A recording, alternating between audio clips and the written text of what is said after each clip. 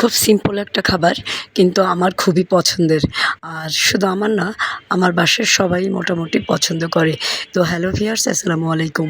আমি নীলা আপনাদের সবাইকে ওয়েলকাম করছি নতুন আরেকটা রান্নার ভিডিওতে।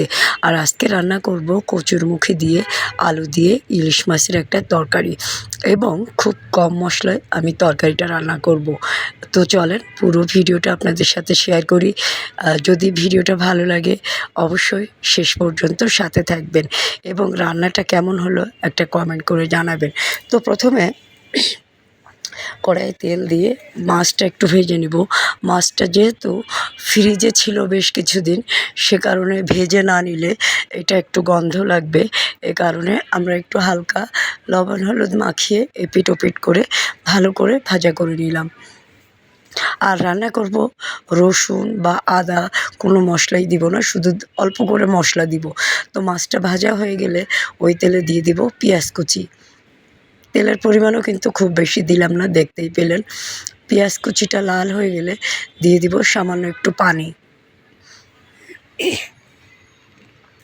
পানিটা ফুটে উঠলে দিয়ে দিব লবণ, হলুদ, জিরা গুঁড়া, ধনিয়া গুঁড়া এবং খুবই সামান্য পরিমাণ একটু মরিচের গুঁড়া, কেননা ঝাল হলে আমার বাসায় তরকারিটা খেতে পারবে না। মশলার পরিমাণ কিন্তু খুবই কম, কিন্তু আমি অনেকক্ষণ সময় নিয়ে মশলাটা কষাই, যার কারণে কালারটা খুব সুন্দর আসে। আমি একদম 20-25 মিনিট শুধু মশলাটা কষাবো। মশলাটা কষানো হয়ে গেলে এখানে আধা কাপ মতো পানি দিয়ে দিব।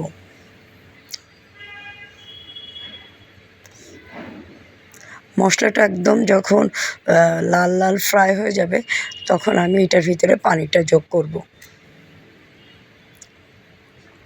সময় নিয়ে কষালেই তরকারিটা খেতে ভালো লাগে। তো এখন আমি আধা কাপ মতো পানি দিয়ে দিচ্ছি। পানিটা ফুটে উঠলে কেটে নেওয়া কচুরমুখী এবং আলুটা দিয়ে দিব। দিয়ে আলু এবং কচুরমুখী খুব ভালোভাবে কষিয়ে নিব। এটাও পানি শুকানোর পরেও 10 থেকে 15 মিনিট খুব ভালো করে মশলার সাথে কষাবো। পানিটা শুকাবে, তারপরেও আমি 10-15 মিনিট এটা কষাবো।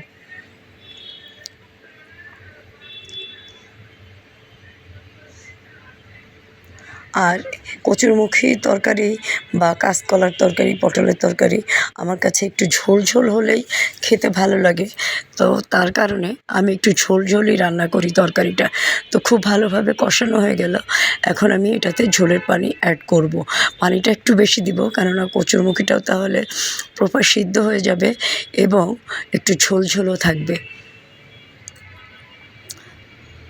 পরিমাণ মতো পানি দিয়ে পানিটা ফুটে উঠলে একটু নেড়ে চেড়ে কিছুক্ষণ পর আমি এটার ভিতরে দিয়ে দিব ভেজে নেওয়া মাছগুলো।